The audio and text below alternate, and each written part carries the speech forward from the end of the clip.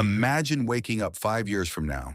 Same alarm, same job, same excuses, same dreams that are still just dreams. Not because you weren't talented, not because you didn't have opportunities, but because every day you chose what felt comfortable. Here's the scary part. Comfort almost never feels like failure. It feels like, I'll do it tomorrow, and tomorrow might be the most dangerous word you'll ever say, because tomorrow has stolen more dreams than yesterday ever could. The biggest threat to your future isn't failure, it's comfort. Why comfort is so addictive. Your brain has one job: keep you safe, not successful, safe. Thousands of years ago, that was a great survival strategy. Today, it convinces you that watching productivity videos counts as being productive. Nice try, brain. Whenever you try something new, starting a business, going to the gym, talking to someone new, your brain hits the panic button. Not because those things are bad, but because they're unfamiliar. And your brain treats unfamiliar like danger. So what does it do? It gently nudges you back toward what's comfortable, the same routine, the same habits, the same excuses. Comfort isn't loud, it whispers. You've had a long day. You deserve a break. Start tomorrow instead. One excuse doesn't seem like a big deal, but comfort doesn't charge interest daily. It waits. Months later, you realize nothing has changed, and that's the trap.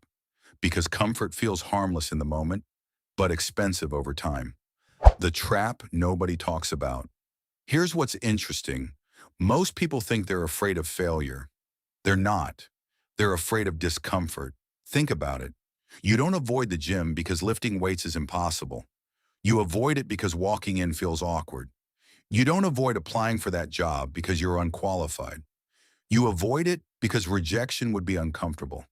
You don't avoid chasing your goals because you don't care. You avoid them because growth asks you to become someone you've never been before. Comfort is sneaky like that. It doesn't tell you to quit. It just says, skip today, then tomorrow, skip one more. It's basically that one friend who's always saying, bro, you've earned a break. Meanwhile, the hardest thing you did all day was decide what to watch while eating cereal. Comfort doesn't ruin your future overnight. It does it one tiny decision at a time. One skipped workout, one delayed conversation, one I'll do it later, until one day, later becomes never. How to break free. So how do you beat comfort? Not by becoming some superhuman who wakes up at 4 a.m., drinks kale smoothies, and somehow enjoys cold showers. You beat it by making one uncomfortable choice every day. Just one. Send the email, go for the walk, start the assignment, make the phone call, read one page, do 5 minutes. Because here's the weird thing about discomfort. It usually disappears after you begin. Starting is the mountain. Doing is just the hike. Every time you choose discomfort on purpose, you're teaching your brain something powerful. We're safe here too. And little by little, what used to feel uncomfortable becomes normal. The person you admire isn't special because they're fearless. They're special because they stopped waiting to feel ready. They acted anyway.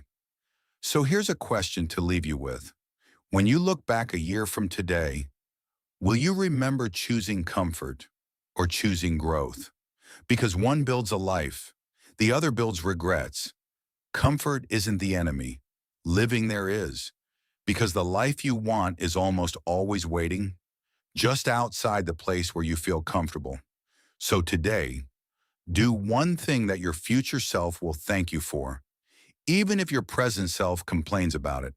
And if you enjoyed this video, subscribe for more self-improvement content that helps you stop thinking and start changing. I'll see you in the next one.